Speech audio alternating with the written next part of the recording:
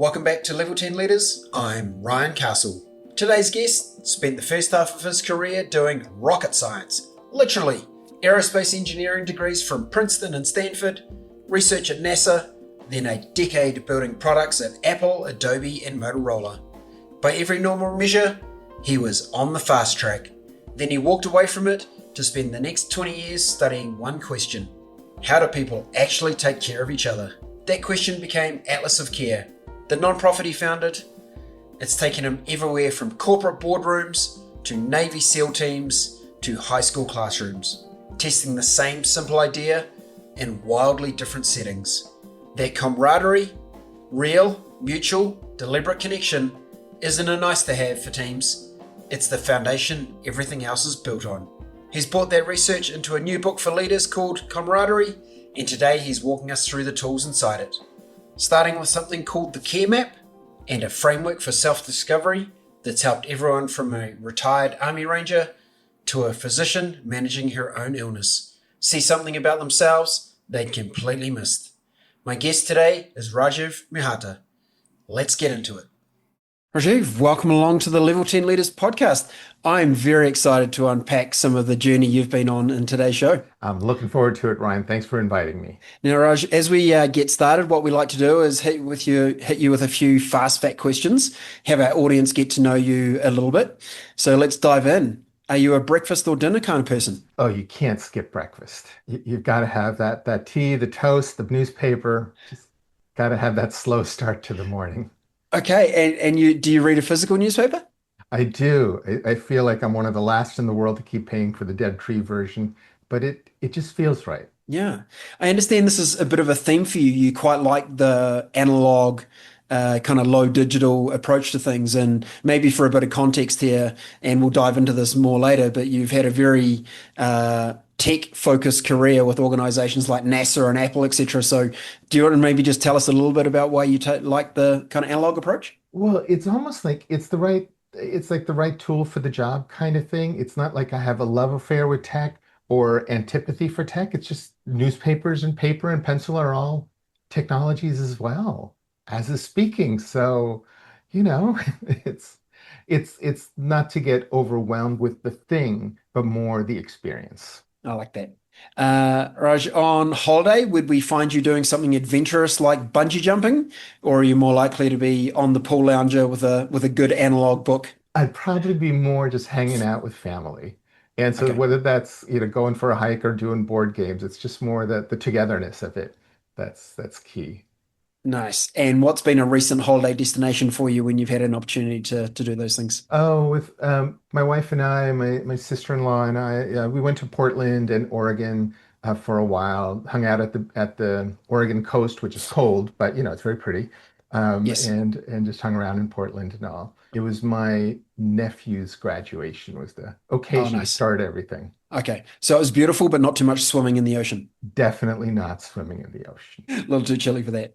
Okay. Roger, you a cats or dogs person? Oh, cats. I always thought I was a dog person, but then one of my children insisted on having some cats. So we had cats. And who knew? They were delightful, except when they brought you presents in the middle of the night. That was not good. Yeah, I understand the challenge of that in the middle of the night, and they're not quite the presence you're looking for. Okay. Routine-wise, Raj, are you an early riser or a night owl? More on the night owl side. But I'm pretty consistent, get to bed by 10, get up by 6, 7.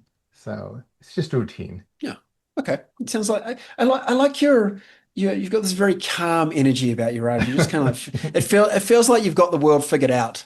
Like I could almost see you in like monk robes. It's kind of Oh my how your gosh. energy is coming across to me right now. I'm looking forward to unpacking that and learning some things from you. If you were doing like watching a movie, would it be thriller, comedy, drama? What would be your kind of genre? It would be probably some action thriller thing, either some murder mystery or some, James Bourne, Jason Bourne-like thing. Uh-huh. It's just Yeah. mindless Okay. entertainment. That's what it's Yeah. there for. For sure. I love that. Yeah. Very good. Alrighty, Raj, let's dig into a little bit about your background. I mentioned earlier that you had a career in NASA and Apple, etc. Can you maybe paint a bit of a picture for our audience about where your career started and then how you've changed your trajectory and what your focus is now? I'm sure it sounds like all over the place, but it made sense in the moment. I started off as an aerospace engineer, studied at Princeton and Stanford, and then worked for NASA doing NASA types of stuff, models of the atmosphere, analyzing control systems, that kind of thing. But then instead of doing my PhD, I went off to business school at Columbia and then came back to Silicon Valley to work on the business side of things at companies like Apple and Adobe and a bunch of startups. Almost everything I ever worked on was very, very, very new in the sense that that's category practically didn't exist yet, or there was some crazy new technology which was like amazing in the lab, but what's it good for? You have to go figure that out. And so I was always exploring new things. And oddly enough, around 2005, I started looking into the healthcare space, and it just led me to become curious about how do we people care for ourselves and our families. And so I just did what I do. I kind of started paying attention. And when I visit friends and family, I'd ask them all these nosy questions about.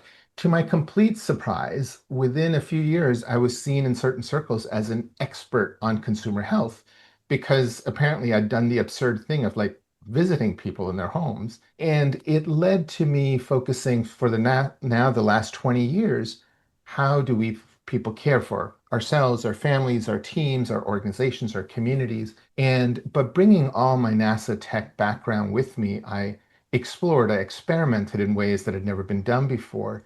And as odd as it sounds, it led me to develop these powerful paper and pencil tools for us to explore our own daily lives, which turned out to be far more powerful than any of us had expected. And most unexpectedly, discovered that kind of the exploring our lives together in the sense that you're paying attention to your life, I am mine, but we talk about our discoveries turns out to be very powerful in bringing us together and sort of strengthening our bonds.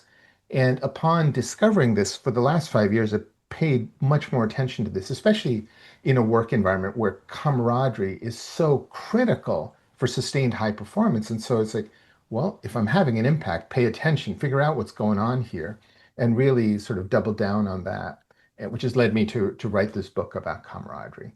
So, aerospace engineering, digital cameras, paper and pencil methods to explore family life, and now helping leaders, build vibrant, cohesive teams. And you use the word care. What does that word mean to you? Like, how do you think about the vastness or the narrowness of the definition around care when you use that word? Yeah, too often these days we have narrowed it down to the idea of caring for someone who is ill or getting older, right? Too often we think of it as like, oh, my aunt has Parkinson's, I help her, and that's care.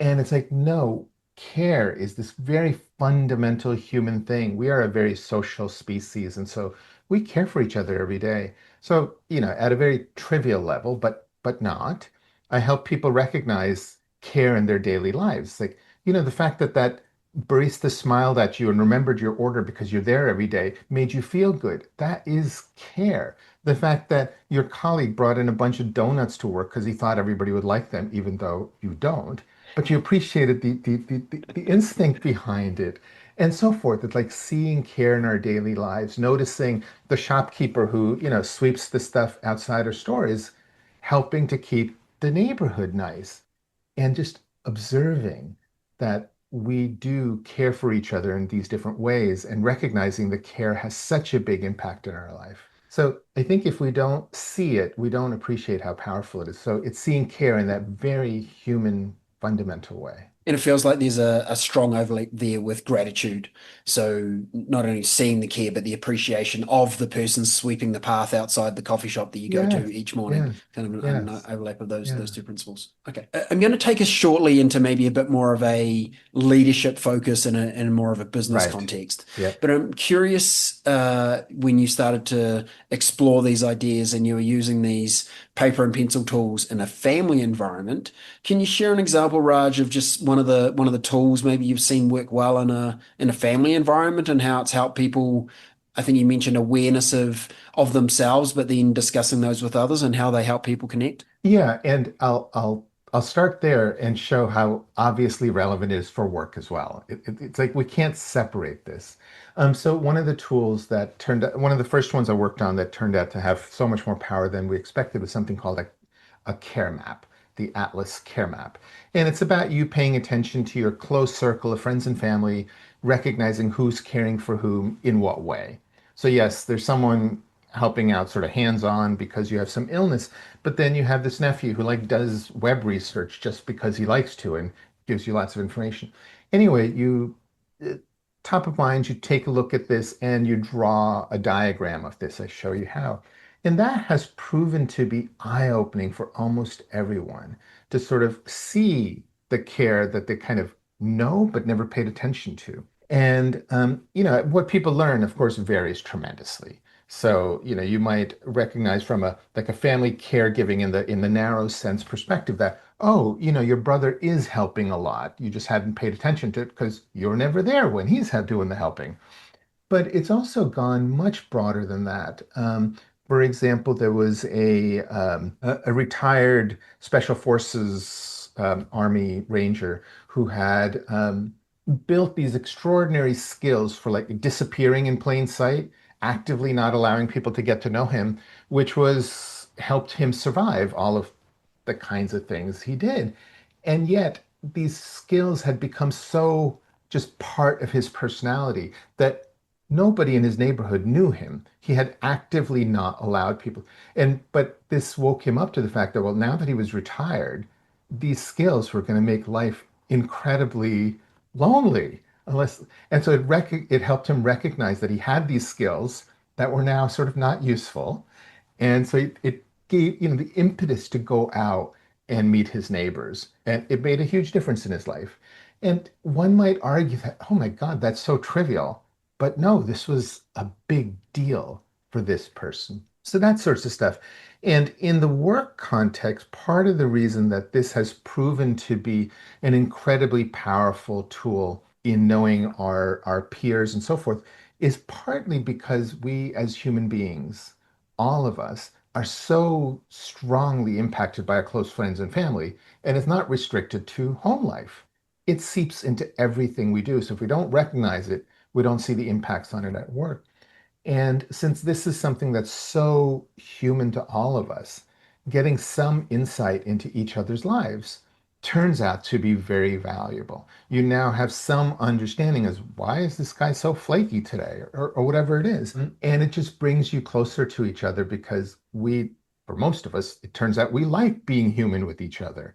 And so this opens the door. And what I found is in the work environment, starting off talking about some touchy work topics. Oh, you're spending too much time on this. That project is getting too much funds is too hard. It's like this is a sensitive topic. Don't start there. But if we start talking about stuff that, in a sense, is somewhat related but unrelated to work, it's actually a safer place to start the effort. So, to my surprise, to everyone's surprise, this focus on friends and family turns out to be a great starting point for building relationships at work. Okay. And well, so many questions just keep coming up from your area. So, how about those people that are like, oh, I really like to keep my private life and my work life separate. So I kind of feel uncomfortable talking about my friends and Oh, family in a sure. work with work friends. How would one address that situation? Well, most importantly is discovering for yourself where discomfort lies for you and not going there. So, one person may be far more open talking about their friends and family and their likes and so forth. Well, others may not. That's okay. You discover for yourselves where the boundaries are. And what I found is over time, people become more comfortable through the experience. But yeah, start where you're comfortable. You don't have to overshare anything. It's all right. I feel like I should ask for your wisdom about the opposite person who does love to overshare about every single thing that's going on in Yes, every aspect yes. of their family. It's like, whoa, too much. That's right. Yeah, I mean, there's no magic wand here. But this is the thing, I said earlier that the journey, the experience itself is sort of joyful and rich, both intellectually and emotionally. This is part of it, is learning to And talk to each other. And Raj, do you feel like this has increased more as we get more distributed teams, more virtual work? My sense is, when I used to spend 5 days a week in an office, there was kind of those natural interactions where people just, literally standing around the water cooler or having a coffee together would be talking about things that were going on in their personal life and family and friends. So there was like a really an easy absorption of people and what their life looked like outside of work. I kind of jump forward to now, and like many people in the world now, spend a lot of my time on virtual meetings. And unless you work really hard, you don't create the space for those discussions where you find out about people. So, are you finding the work and the ideas and getting even more important now as we have changed our working styles? Absolutely. I mean, as you said before, when we were all in the same place, you had many more opportunities to learn things. Um, at the same time, oftentimes when we lose something is when we become more aware of how valuable it was. And so now that we're, through the work I'm doing, and of course many others are doing to us more consciously, more proactively do these things, those skills are valuable. So even when you are in person, you might actually use them more. I mean, as an example, in the kind of the volunteer world, whether you're helping your neighborhood do this or you're helping feed the poor or all sorts of good activities in the world, plant trees, I found that we people have a tendency to get over focused on the task at hand. It's like we are here to plant more trees.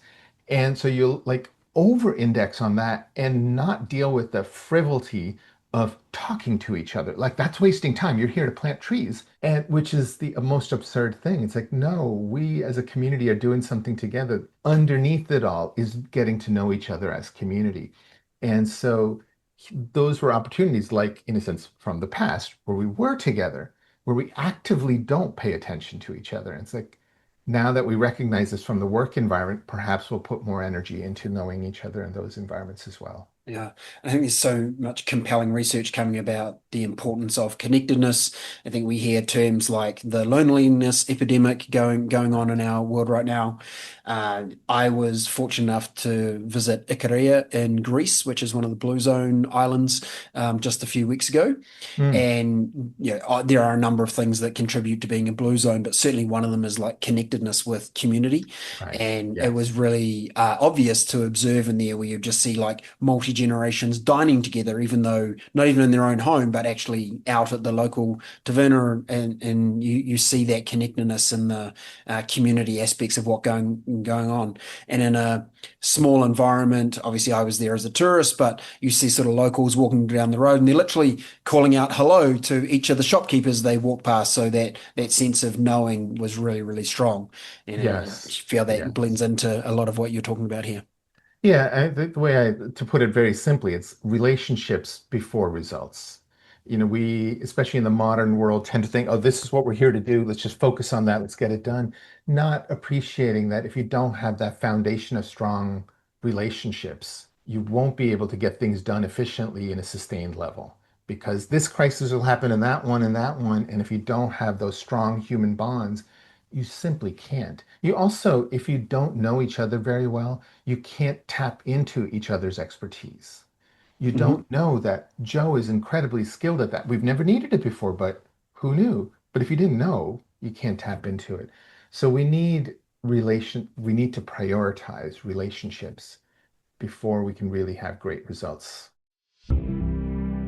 Here's a quick break. If you're a CEO or senior leader scaling a growing business, listen up. Here's the truth. Most companies don't have a strategy problem, they have an execution problem. So here's a quick win. Take 2 minutes to complete the execution strength diagnostic. Get an instant report that shows you exactly where your execution is leaking. Take the diagnostic at level10.us/execution. That's level10.us/execution. It's free, it's fast, and it'll show you the real gap between your strategy and what's actually happening day to day. Now let's get back to the podcast. Rach, what would be some of the building blocks we can use as leaders to make sure we build a strong relationship foundation before we talk about the quarterly results? Yeah, so part of that is very much it's like underlying it all, since we have not been doing this, it's building up the skills. You can't just like go like that and boom, all of a sudden this is. And so part of the work I've been doing that I write about in my book and so forth is how do we get that started?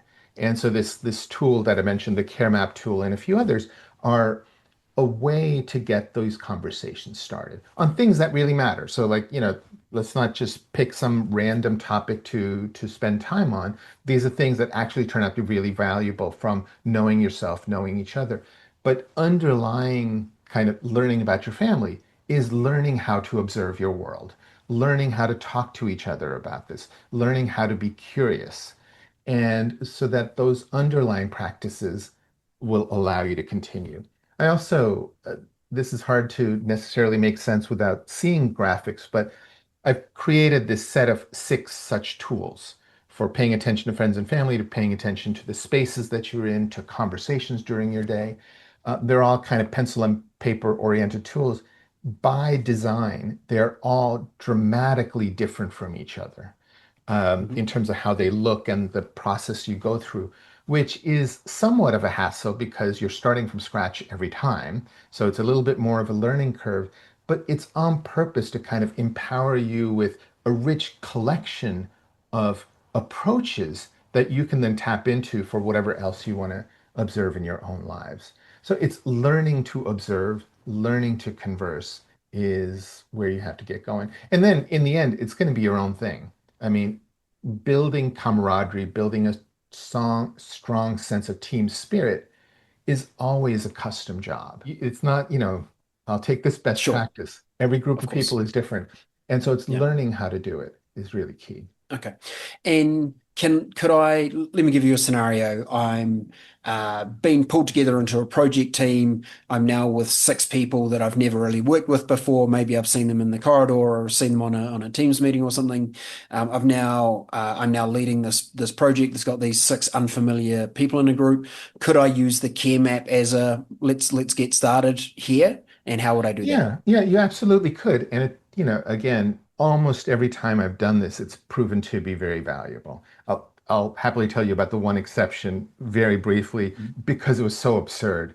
I was teaching these things to a community in a synagogue, and the leader of the synagogue, sort of not the rabbi, but the woman in charge, she decided that it was inappropriate to be talking about friends and family at work. Hmm. And I was like, this is a synagogue. I don't understand. I think this is the job. But never mind, Wow. you can't Okay. disagree with people. But yes, so the important thing is going into the process, knowing that explicitly we're going into this process to build relationships, just and again to make people comfortable with the idea, yeah, we're doing something different. It's not your standard kind of business thing, but here's why we're doing it. Let's give it a go. Let's see what happens. So, I've led not that you need me to do it, but of course I've been there to observe when I've led the workshops. And so I've led these things for teenagers, for house cleaners, for rabbis, for doctors, for nurses, for execs, for Navy SEALs. It's almost always been a powerful experience. Okay. And what would I be sharing? Do I do my care map as an individual and then we kind of talk about each other's care maps? Is that how it works? Or do we build out a single care map collectively? Very much each draws their own. And in an Okay. ideal world, it's not like you give people a homework assignment and they go draw this thing and come in with it, but rather you do it, you sort of walk through the steps together. When I do it with a group of people, it's very simple instructions. Honestly, I've taught this to 8-year-olds, so it's not so hard. But I walk them through it. It takes 5, 10 minutes, no more. And then with the tools, there's some very basic questions you can ask yourself to reflect on what have you drawn. Like who did you put on the thing? How well do they know each other? But also take a moment to think, did you forget someone? It's like amazing how often people forget their spouses. And you just That's reflect on awkward. it. It's more like we take them so much for granted, that they kind of disappear. And so recognizing that is true is interesting. And then you simply talk about What did you discover in your own? And part of what happens is that part of what makes the experience powerful is you come to better understand yourself as you try to describe your drawing to somebody else. Yes. Also, what'll happen is somebody else will describe something which will make you realize, oh, that's true for you too. You just hadn't thought of it. Whatever that may be. And somebody will say something that will be like, oh my gosh, I had never imagined such a thing. And that's also quite eye-opening for people. I remember way back when I was maybe in my early 20s working at NASA, and my younger sisters had come out to visit. They were like 12 or something. And my colleagues were just shocked that I was basically parenting them for the summer. And I was like, they're my sisters. They wanted to come. How could I? Yeah. There was no question other than, yes, I will make it work. But as I came to discover, this was not commonplace for everybody. And so, you just open up to new things. And so that experience, and of course, what happens is the conversation will wander and it'll lead to things that could be at work, or like 3 weeks later, somebody will say something, oh, you remember when we did that? What I found is the conversation that starts in the workshop, the exercise, simply continues into normal life. And it's this building up of a sense of connection and belonging that happens over time. So you've sort of did the spark, but it keeps going. Makes a lot of sense. Okay. Uh, Roger, before we came on air, we were talking about expertise, and you have some insights around that. Could you share those with us? Yeah, so this is kind of a three-parter. One is that you are the expert on your own life. Perhaps your wife knows you better, but otherwise, you really know your life better than anybody else. So I, as an expert on family caregiving, on camaraderie, could not possibly give you really practical, useful advice on how to deal with your colleagues. You know them so much better than I do. So you are the expert in your life. Second part is more likely than not, your expertise is far more shallow than you think. That you probably know them not nearly as well as you think you do. You probably don't know your own daily life as well as you might think. So if you go exploring, you'll discover, oh my gosh, how could this be true? And the third part being that you already have the skills to know yourself so much better. If you're at all successful in your career, you have the ability to observe, to analyze, to experiment, to see what changes. We just haven't learned to tap into those skills for exploring our daily lives. So it's that three-parter. You are the expert. Your expertise is kind of shallow. You have the skills to know so much more. Roger, can you share an example, maybe of your own or someone you've worked with, where there was a realization of like, oh yeah, I am pretty shallow in that area in their personal life. Like, what would that be? Well, I told you about that one special operations guy who's like so Okay. amazing. I mean, like as I've come to know a few of these, like, super Navy SEAL type people, they are not just super macho, like they can run for 3 days straight, but they're just so deeply knowledgeable. And so clearly this guy is very, very, very smart, very observant. And yet here was something he had sort of never seen. Mm, As another example, these are all over the map, but never mind. There was a woman who was in one of my projects who was in her 50s. She was a retired physician and had been coping with a chronic illness called cystic fibrosis. And honestly, mm, since she was a yes. baby. So by the time she was 5 or 6, she was doing a lot to take care of herself. So Sure. she had been doing this self-care routine for 50 years. And so before this little project she was part of, she had said she probably spent 2 to 3 hours a day on self-care every day. It's a lot, but that's what the illness requires. And so she was part of something where I had gathered data about her life, kind of in a microscopic level over the course of a couple of days. And we found that she spent between 5 to 6 hours a day on self-care, Wow. twice Wow. as much as she thought. Mm, And the data was obvious, like, yes, this was true. It's just she'd been doing this for so long, it had kind of disappeared in her mind. She just had no yep. clue. Habits and And routines and yeah, a conscious. very different answer. There's a woman again in her late 50s caring for a son in his mid 20s who had emotional issues. And she was a lawyer who had to again retire to care for the son. And if you observed her during the day, she didn't do anything. Basically sitting on the couch, watching TV, flipping through magazines and so forth. And so she had always been feeling guilty about being so lazy, of being, doing nothing until again she paid attention and discovered, well, she was doing nothing because she could not do anything, because you never knew when the emotional disaster was going to happen. And so Right. basically, you're sitting there twiddling your thumbs, waiting for the next catastrophe to take care of. And it was this heartbreaking and hilarious moment when she said that she had come to realize she didn't need to feel guilty about doing nothing. And Right. this was so empowering to her to recognize that she was coping with her situation as best as could be dealt with. So yeah, it's Yeah. quite eye-opening for people. Okay. I do have a follow-up question for the example you gave of the special operations Yeah. ranger that you talked about. Did you give him baby steps? Like he didn't just covertly start appearing in people's lounges, did he?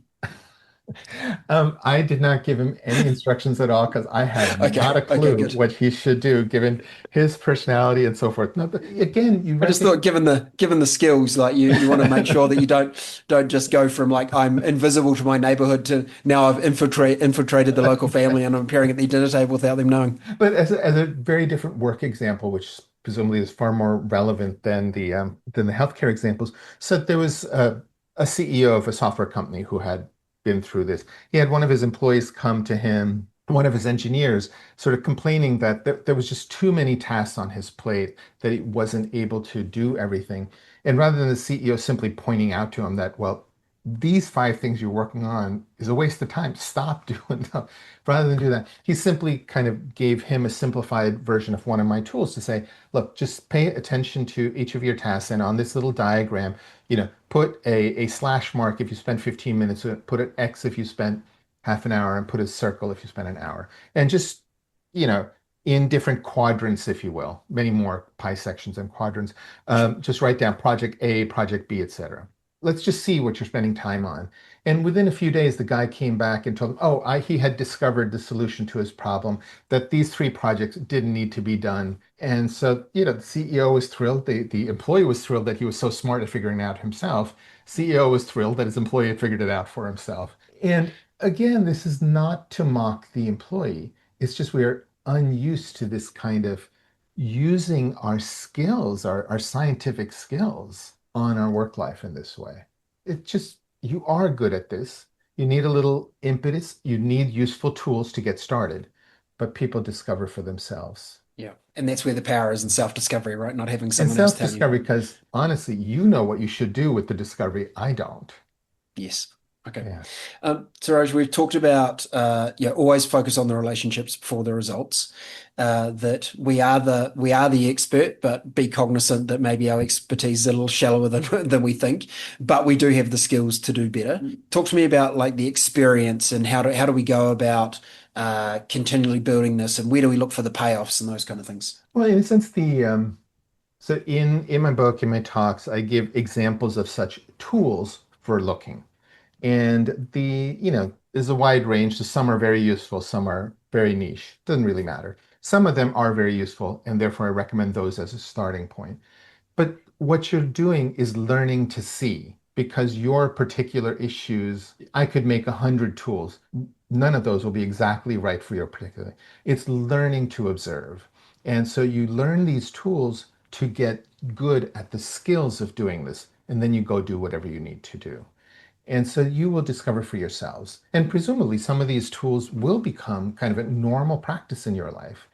In the world of manufacturing and all, there's all these lean manufacturing methods and so forth. So I was flabbergasted to discover a restaurant, a deli in Ann Arbor that had come up with their own equivalents of lean manufacturing for sandwich making. I was blown away by what they had aimed at doing and how they had come about it. So these are practices for learning how to do things. Their applicability, varies tremendously. And with that deli, Raj, had you my observation is that sometimes things like lean can be almost dehumanizing because it's all about the process and all about lean and Six Sigma and all these kind of things that we know that have great capability, but my sense is they can be dehumanizing. So how in that environment or maybe in that deli did you observe that they'd maintained or not the camaraderie aspect of what you refer to? Well, a part of it was simply that the act of coming up with these creative ideas for sandwich making involved real human beings and doing their things. And so it was the group, almost like the inclination to look for things for improvement and kind of the joy in finding things. Part of it was simply that it's the humans who developed the procedures in the first place. Secondly, it was like they keep things as simple as possible. So instead of like some huge, AI system to do all this, it was a bunch of like, index cards that they used, different colored ones and so forth. It was a very kind of tactile solution that they came up with, which was Yeah, really key. like that. Yeah. Okay. One of the Right. ones was like they wanted to insist that sandwiches, I forget the exact thing, but took less than a minute between when the sandwich was ready and when it was served to the people in their space. And so they had come up with a system where when you ordered your sandwich, you got one of those number things that you put on your table. But it's a very large place. Well, what they had come up with was anytime you served a sandwich, then you, as you were walking back to the kitchen, paid attention to all the numbers around you. And so, kind of in the practice, in the doing, they had gotten incredibly good at knowing which table had what number on it so that it just became second nature. You pick up the sandwich that says, number 17, you simply knew where number 17, you didn't have to go look for it. Unlike most restaurants, you look around and they're kind of looking to see where number 17 is. They had this down to a system. It Mm. just worked. And again, so the way they developed these things was very, very human. I like that. Raj, thank you so much for sharing insights with us on the podcast today. I'm sure some of our listeners are like, give me more. Where can I find more? Can I work with you?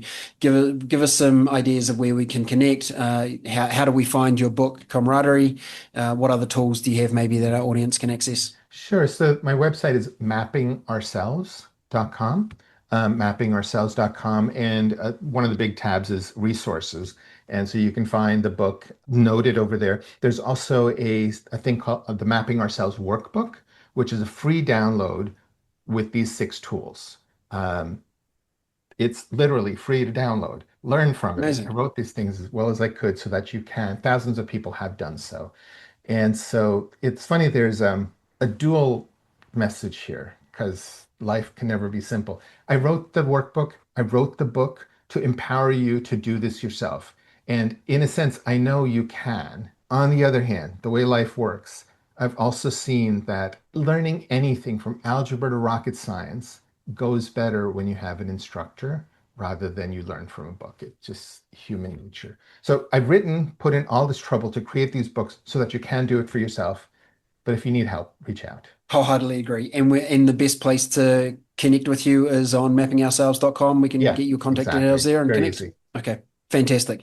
And I completely agree that there is a million self-help things that we can do, but when we have someone that actually creates a space for us to go and do things, and they bring their expertise into the room, having done it thousands of times before, it Right. always goes better, and the value is higher. So, would highly recommend people connecting directly with you to see how you can help. Great. Raj, thank you so much for joining us today. It's been a pleasure, and thank you for the good you're doing to our world. Thank you very much, Ryan. I appreciate that. And again, thank you for inviting me for this conversation. It's been delightful. You're so welcome. Thanks for tuning in to Level 10 Leaders. If today's episode hit home, here's one action to take right now. Do the execution strength diagnostic at level10.us/execution. That's level10.us/execution. It's fast, free, and will show you exactly where your execution is leaking. Hit subscribe, share this with one person who needs to break through the ceiling and crush their growth goals. Stay tuned for the next episode where we'll show you exactly how to level up to level 10.